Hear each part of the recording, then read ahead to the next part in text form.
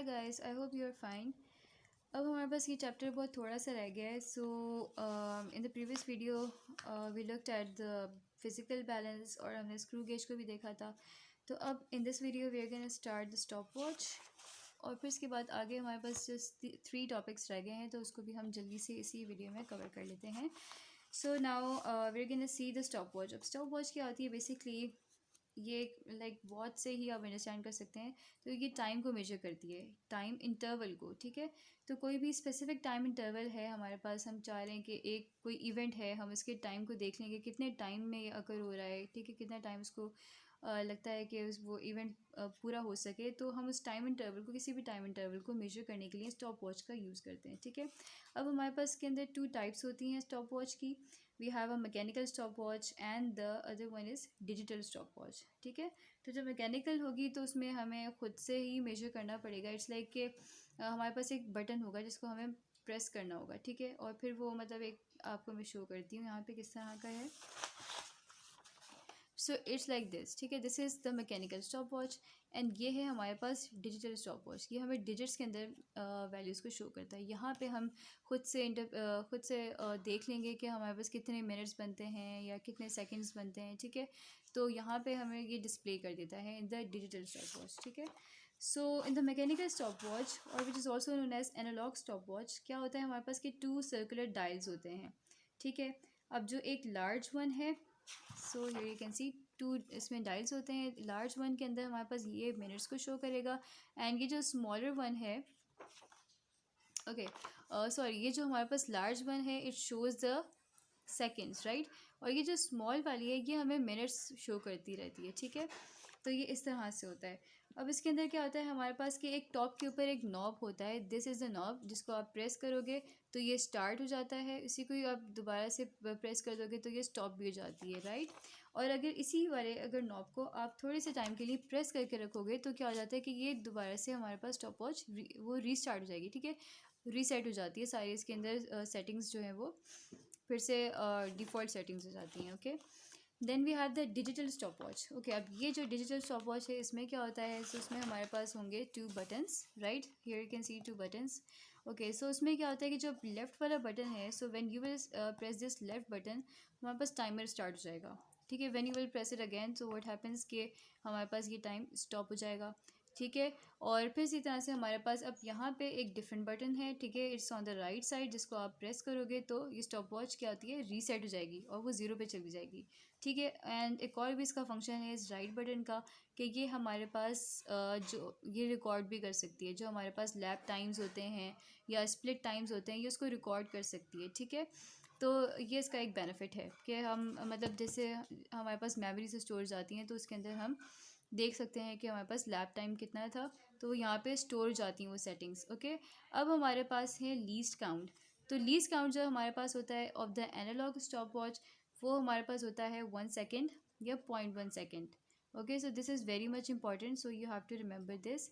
और फिर दूसरा जो हमारे पास डिजिटल स्टॉप वॉच का है, तो वो उसका लीस्ट काउंट होता है 0.1 सेकेंड, ओके। इट्स 0.01 सेकेंड, ठीक है। तो ये आप ये 2 चीज़ें आप बहुत अच्छे से रिमेंबर कर लें, बिकॉज़ पेपर में किसी भी तरीके से एमसीक्यू आ सकता है किसी भी चीज़ का, ओके। सो हर चीज़ आप एक दफ़ा अच्छे से रीड कर लें, उसके बाद प्रैक्टिस करें, ओके। देन हम देखते हैं अब measuring cylinder. So this is very much easier. अब मेजरिंग सिलेंडर में क्या होता है कि ये हमारे पास एक लेबॉर्ट्री एपरेटस है, ठीक है। एंड इसका फंक्शन ये होता है कि ये हमारे पास वॉल्यूम को मेजर करता है of the liquid chemical solutions, right. और इसको हम ग्रेजुएटेड सिलेंडर भी कह सकते हैं, ठीक है। फिर इसके बाद अब इसमें क्या होता है कि ये एक ट्रांसपेरेंट प्लास्टिक या ग्लास से बना हुआ होता है और इसके ऊपर एक ये वर्टिकल स्केल है, as you can see here. इसके अंदर हमारे पास जो होते हैं वो सेंटीमीटर्स या सेंटीमीटर क्यूब या मिलीलीटर के अंदर हमारे पास मेजरमेंट्स मार्क हुई हुई होती हैं। अब किसी भी लिक्विड का हमें वॉल्यूम फाइंड करना है तो बेसिकली तो सिंपली हम क्या करेंगे, इसके अंदर हम वो उसको पोर कर देंगे इस लिक्विड को, and then we will see कि कितनी हाइट इसने यहाँ पे कवर की है, ठीक है। तो उसकी जो हाइट है हम उससे उसको मेजर कर लेंगे, वही इसका वॉल्यूम होगा, ओके। तो अब इसके अंदर क्या हमारे पास इसका लीस्ट काउंट क्या होता है मेजरिंग सिलेंडर्स का, तो it is 1 centimetre cube. It means कि अगर 1 सेंटीमीटर क्यूब से भी कोई स्मॉलर चेंज है तो वो उसको मेजर नहीं कर सकती। 1 सेंटीमीटर क्यूब ही इसका मिनिमम वैल्यू है जो कि ये मेजर कर सकती है। ओके, नाउ अब हम स्टार्ट कर लेते हैं द सिग्निफिकेंट फिगर्स। ओके, और यस यहाँ पे ये एक्टिविटी बॉक्स में उन्होंने बताया कि हम किसी अगर कोई सॉलिड ऑब्जेक्ट है हमारे पास, कोई इरेगुलर सॉलिड बॉडी, ठीक है, हम उसके भी मास को फाइंड कर सकते हैं। कैसे कि फॉर एग्जांपल अब हमने वाटर लिया हुआ था ऑफ द नोन वॉल्यूम, ठीक है, तो हम उसके वॉल्यूम को मेजर कर लेंगे कि अभी हमने कुछ नहीं डाला उसके अंदर तब कितना वॉल्यूम है, and then when we are gonna insert a ball for example, ठीक है, जिसकी हमने वॉल्यूम को मेजर करना था, जब उसके अंदर हमने डाल दी, अब कितना वॉल्यूम, अब कितना वाटर का लेवल ऊपर आ जाता है, हम उसके लेवल को क्या कर लेंगे, मेजर कर लेंगे। फिर इन दोनों को जब हम सब्ट्रैक्ट करेंगे तो हमें पता चल जाएगा कि इसका वॉल्यूम क्या है, right. So that is very much easy if you have to calculate the mass of some solid objects, ठीक है, तो उसको भी आप मेजर कर सकते हो बाय दिस सिलेंडर, ठीक है। फिर इसके बाद सिग्निफिकेंट फिगर में है हमारे पास कि अब इसमें बताया कि 2 तरह की वैल्यूज़ होती हैं हमारे पास, ठीक है। क्या होता है, okay, let me just write it here for your ease. तो ये हैं हमारे पास सिग्निफिकेंट फिगर्स। ओके, तो सिग्निफिकेंट फिगर्स में बेसिकली इसमें बताया कि हमारे पास 2 टाइप्स ऑफ वैल्यूज़ होती हैं। ओके, एक होती है हमारे पास एग्जैक्ट, ठीक है, and the other one is measured. So exact means आपको ये शो कर रहा है, एग्जैक्ट का मतलब है कि आपके पास एक एग्जैक्ट क्वांटिटी होगी। For example if you say that I have 2 pencils, so you are sure कि आपके पास 2 ही हैं, ठीक है, इट्स नॉट इन पॉइंट्स कि आप कहो कि आपको डाउट हो कि नहीं whether they are in some this point और दिस पॉइंट, ठीक है, मतलब किसी नंबर पे आपको डाउट नहीं है, you have to, so you have to, okay. But measured में ये होगा कि आपके पास जब भी किसी हम मेजरमेंट की बात करते हैं तो मेजरमेंट में हमारे पास कुछ ना कुछ अनसर्टेनिटी ज़रूर होती है, ठीक है, you always have some uncertainty in the value, ठीक है। तो अब इसमें फॉर एग्जांपल उन्होंने एग्जांपल दी हुई ऑफ दिस बॉल पेन, ठीक है, कि हमारे पास एक बॉल पेन है and if we are measuring the length of the ball pen, so अब हमारे पास क्या आ गया कि एक इट्स लाइक 13.2 सेंटीमीटर हमें शो कर रहा है, लेकिन it's not exactly on the 13.2, ठीक है। तो ये हमारे पास 13.2 एंड 3 दोनों के मिडिल में आ रहा है कहीं, ठीक है, लेकिन अब हमें वी आर नॉट श्योर कि ये कि वो कितना ज़्यादा करीब है, 13.2 से कितना करीब है या 13.3 के कितना करीब है, ठीक है, तो हम ये नहीं बता सकते, बस हमें इतना पता है कि 13.2 एंड 13.3 के सेंटर में कहीं ये रेंज करती है इसकी लेंथ, इसकी हाइट, ठीक है। तो अब हम कैसे मेजर करें, तो इसमें हमें क्या है कि सर्टेनिटी है कि मे बी इट्स 13.24 और 13.25 और can also be 13.26 centimetre long, ठीक है, but we are not sure about it, ठीक है। सो अब क्या है कि फॉर एग्जांपल लेकिन हम देखने से शायद कह दें कि it's 13.25 centimetre, but it's not so. तो लेकिन अब हमें क्या है कि किसी 2 वैल्यूज़ पे लेकिन हमें ज़रूर डाउट होगा कि ये 2 चीज़ें बिल्कुल ठीक हैं, लेकिन एक जो है वैल्यू उसमें बिल्कुल से मतलब हमें लग रहा होगा कि हाँ ये बिल्कुल भी ठीक नहीं है, ओके। तो अगर हमारे पास ऐसी वैल्यूज़ आ जाएं जिसमें 2 सर्टेन नंबर्स हों जिसके बारे में हम श्योर हैं, ठीक है, और एक अनसर्टेन नंबर हो, तो हमारे पास क्या होगा कि अब जो 2 सर्टेन वैल्यूज़ हैं उनमें से भी हम जिस पे ज़्यादा सर्टेन होंगे तो हम उसको कह देंगे कि यही हमारे पास उसकी मे बी कि वही इसकी एक्यूरेट हाइट है, ठीक है, अगर हमारे पास कोई ऐसा इंस्ट्रूमेंट नहीं है जिससे हम इसको श्योर कर सकें, ठीक है।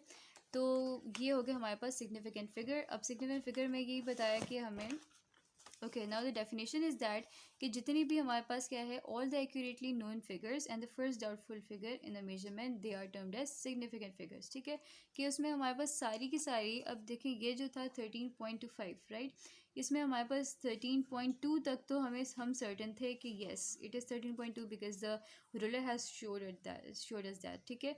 लेकिन जो 5 है ये हमने खुद ही से हमें डाउट है, लेकिन हमने खुद ही से सपोज कर लिया कि मे बी इट्स एट 5, ठीक है।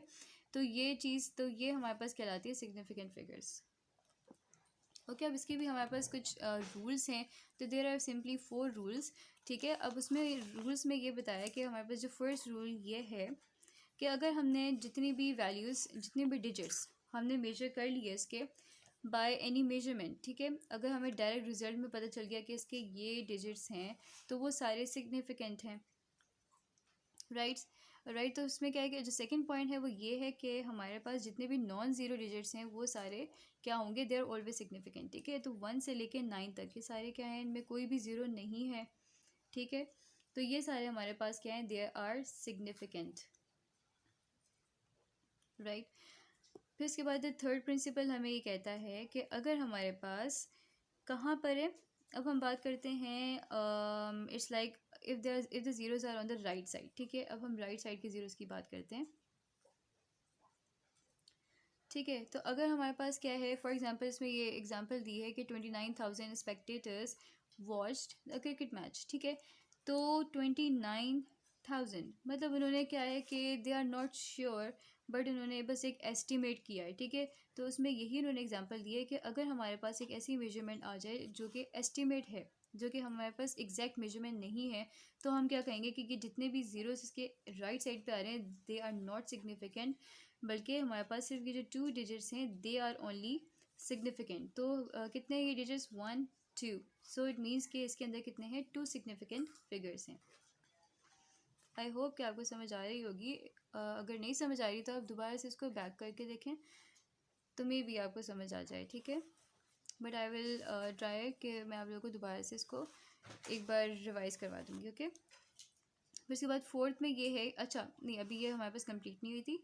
ठीक है, लेकिन अगर हमारे पास ऐसी मेजरमेंट आ जाए जो कि यू कैन से कि एग्जैक्ट एक मेजरमेंट ही है, जो कि हमारे पास एस्टिमेट नहीं है। ठीक है, अब मेजरमेंट में फॉर एग्जांपल अगर हमें कह दिया जाए कि यही चीज़ अगर यही मेजरमेंट है, हमने कहा कि नहीं हमने हर एक एक स्पेक्टेटर को काउंट किया था and then we got to know कि 29,000 ही हैं, तो फिर हम कैसे लिखेंगे, तो फिर हम उसकी ईज़ के लिए हम क्या करेंगे कि इसको हम साइंटिफिक फिगर्स में लिख देंगे। ठीक है, तो ये क्या बन जाएगा, 1 2 3 4, 2.9 10⁴। तो एंड साथ में हम क्या कर देंगे, अब इसमें ज़ीरोज़ भी हम मेंशन कर दें कि 1, फॉर एग्जांपल अगर हम 1 लिख दें। ठीक है, अब इसमें ये भी बहुत इंपॉर्टेंट होगा कि अब हमने कितने ज़ीरोज़ को यहाँ पे मेंशन करना है। ठीक है, फॉर एग्जांपल अगर हम यहाँ पे 1 0 को मेंशन कर देते हैं, ठीक है, तो हमारे पास कितने हो जाएंगे, 1 2 3, तो हमारे पास ये 3 सिग्निफिकेंट फिगर्स बन गए। राइट, तो ये हो गया हमारे पास। ठीक है, तो इस तरह से मतलब हमने अब यहाँ पे ज़ीरो को भी काउंट करना होगा which is still on the right side. ठीक है, लेकिन हमारे पास क्योंकि ये मेजरमेंट है इसलिए हम इस ज़ीरो को भी काउंट करेंगे, बट यहाँ पे ये क्योंकि एस्टिमेट था, मतलब आपका एक अंदाज़ा था। ठीक है, तो इसलिए हम क्या करेंगे, इन ज़ीरोज़ को हम नहीं काउंट करेंगे। फिर इसके बाद हमारे पास फोर्थ पॉइंट इज़ दैट कि अगर हमारे पास ज़ीरोज़ हैं ऑन द लेफ़्ट साइड, ठीक है, तो यानी हमारे पास क्या है, लीडिंग ज़ीरोज़। तो लीडिंग ज़ीरोज़ हमारे पास क्या होते हैं, दे आर नेवर सिग्निफिकेंट। ठीक है, we are never interested in the leading zeros. ठीक है, तो इसलिए हम क्या करेंगे, उसको निगलेक्ट कर देते हैं, मतलब वी वोंट काउंट देम। ठीक है, तो ये हमारे पास नहीं है सिग्निफिकेंट, बल्कि इसके अलावा 1 2 3 जो ये 3 हैं, तो ये क्या हो गए, 3 सिग्निफिकेंट फिगर्स हो गए। ठीक है, आई होप कि आप लोगों को समझ आ गई होगी। हमने बस ये बात की कि हमारे पास ऑल द डिजिट्स, मैं दोबारा से बता देती हूँ कि जनरल रूल्स क्या होते हैं। तो basically all digits reported as a direct result of measurement are significant. अगर आपने डायरेक्टली कोई रिपोर्ट दी है और उसमें आपने बता दिया कि इसकी मेजरमेंट इतनी, ये इसकी मेजरमेंट है, ठीक है, आपने एक एग्जैक्ट नंबर बता दिया, तो वो सारे हमारे पास सिग्निफिकेंट हो जाते हैं। ठीक है, सेकेंड रूल हमें कह रहा है कि जितने भी नॉन ज़ीरो डिजिट्स हैं, जितने भी ज़ीरो नहीं हैं इसमें, ठीक है, ये 1 से लेकर 9 तक सारे डिजिट, क्योंकि इसमें कोई ज़ीरो नहीं है तो ये सारे के सारे सिग्निफिकेंट है। ठीक है, फिर इसके बाद हमने बात की कि अगर ज़ीरोस हमारे पास राइट साइड पर हैं, और राइट साइड में भी हमने दो फॉर्म्स देखी कि अगर वो एस्टिमेट है तो सारे ज़ीरोज़ को हम क्या करेंगे, निगलेक्ट कर देंगे। We will only consider those digits जो कि हमारे पास क्या है, नॉन ज़ीरो हैं। ठीक है, तो उसको हमने ले लिया, या फिर अगर दरमियान में भी अगर आता है हमारे पास ज़ीरो तो हम उसको भी कंसिडर कर लेते हैं, बिकॉज सेंटर में है ना, तो हम इसको भी कंसिडर करते हैं 1 2 3, तो फिर इन दैट केस हमारे पास ये 3 बन जाता है। ठीक है, लेकिन अगर हम बात करते हैं कि एग्जैक्ट मेजरमेंट हमें दे दी गई है, फॉर एग्जांपल एक रिपोर्ट थी, उसके मुताबिक हमें पता चल गया कि उसमें उन्होंने मतलब एग्जैक्टली काउंट किया उन सारे लोगों को, या फिर या कोई भी चीज़ थी उसको। ठीक है, तो फिर हमें क्या करना पड़ेगा कि हम उसको स्टैंडर्ड फॉर्म में एक तो लिख लेंगे, राइट। फिर इसके बाद अब जितने हमारे पास आते हैं हम इन सबको काउंट कर लेंगे। ठीक है, तो वो हमारे पास सिग्निफिकेंट फिगर्स में काउंट हो जाएंगे। तो ये 1 2 3 हो गए, तो ये 3 हैं। फिर फोर्थ इज़ दैट कि हमारे पास अगर राइट साइड पे ज़ीरोस हैं तो लीडिंग ज़ीरोस हैं, तो हम इनको काउंट नहीं करेंगे, बाकी जो रह गए वो हमारे पास सिग्निफिकेंट हो जाएंगे। सो हमारे पास यहाँ पे first chapter is completed. And then अब नेक्स्ट वीडियो में मैं आप लोगों को बताऊँगी, मैं स्टार्ट करूँगी chapter number 2 which is kinematics. ठीक है, तो थैंक यू गाइस।